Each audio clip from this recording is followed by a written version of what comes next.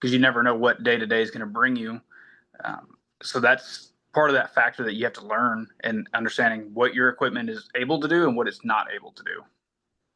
Right. Because, here in the Midwest, we could have um, no wind. We could have 3, 4 mile an hour winds. We got 20 miles.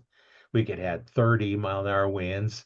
We had 90 mile an hour winds come through and took part of a tree out for us. So Yeah, it's a never dull moment here in the Midwest. So no, it's like you got to go early morning. That's the best time you have of not having much wind because the afternoon, evenings, there's always wind and then it dies down by the time it's getting dark. yeah, or when it's 110 degrees outside and there's no wind. So Yeah. that's so you've got one of two evils. You either deal with the wind or you deal with the heat in the summer. So But that's all your boat. That's all that you have to deal with. Your bow's going to act differently. for sure, As I it found hot, that.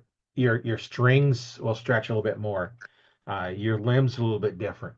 You get out in hunting season, yeah, and it's 30 degrees. Well, everything's stiffer. It's going to be pulling harder. It's going to shoot differently. Maybe your peep rolls differently. Yeah, Because and you're going to be stiffer. Like oh you're yeah, not sitting there pulling the bow back. Waiting for a deer. You're not exercising them muscles to keep them warm. You're just trying to stay warm at that point. right. And you can't get out and move around because you get to scare off the deer. If you're going to do that, you might as well go home. Right, right.